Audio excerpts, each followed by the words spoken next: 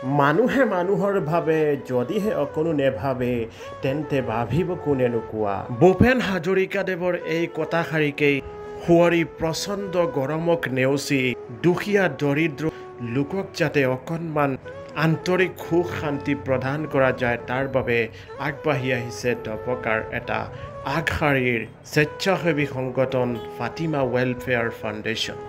যি সময়ত মানুহে নিজৰ স্বাৰ্থ অবিহনে এখোজ ভৰিৰ খোজ পেলাবলৈ টান পায় তেনে সময়তে সম্পূৰ্ণ বিনামূলীয়াকৈ সুস্বাদু শীতল চৰ্বত খুৱাই প্ৰশংসাৰ প্ৰাপ্ত হৈছে দপকাৰ ফাতিমা ৱেলফেয়াৰ ফাউণ্ডেশ্যন তথা স্বত্বাধিকাৰী আব্দুল জলিল চাহাব।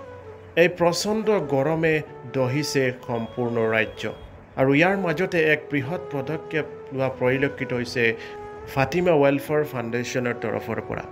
আজিৰ পৰা এনেদৰে দুখীয়া দৰিদ্ৰ জনগণক সম্পূৰ্ণ বিনামূলীয়াকৈ সুস্বাদু শীতল চৰ্বত বিতৰণ কৰা দেখিবলৈ পোৱা গ'ল আৰু এই সম্পূৰ্ণ বিনামূলীয়া কাৰ্যসূচীক সকলোৱে এক কথাৰে প্ৰশংসা কৰিছে।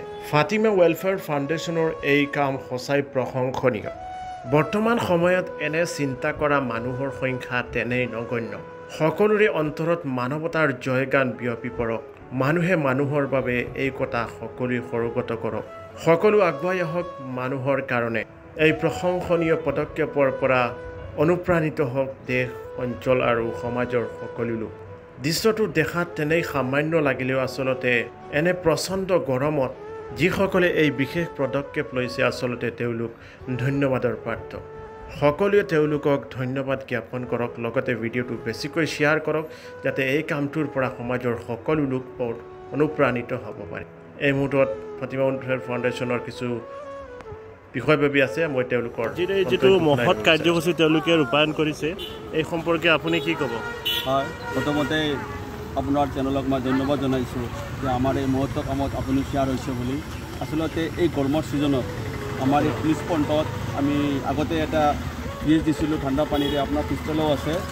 এইখিনি ক'বৰ নহয়, যাৰ কাৰণে আমি সকলোৱে চিন্তাধাৰা কৰি কৰ্মকৰ্তাসকলে আমাৰ সভাপতি আব্দুল চাহাবক অনুৰোধ জনাইছিলোঁ যে আমাৰ এই ছিজনটোত কিবা এটা ব্যৱস্থা কৰি দিব লাগে। সেই উপলক্ষে তেওঁ আমাক এইখিনি সুবিধা কৰি দিলে। আপোনাৰ কমিউনিটি আছে, চৰ্বত ঠাণ্ডা পানী, আমাৰ ইয়াত বৰফ থোৱা আছে আৰু এই চগতে মই দুবাৰকৈ ৰাইজৰ হৈ তেখেত ধন্যবাদ জনাইছোঁ যে এনেকুৱা তেওঁ ডাঙৰ ডাঙৰ কামবিলাক কৰক আৰু কালি 1 তাৰিখৰ পৰা 12 তাৰিখলৈকে আমাৰ ফাউণ্ডেশ্যনে দপকা পৌৰসভাৰ লগত লগ লাগি পেলাই বিভিন্ন জেগাত বৃক্ষৰোপণ কাৰ্যসূচী থাকিব।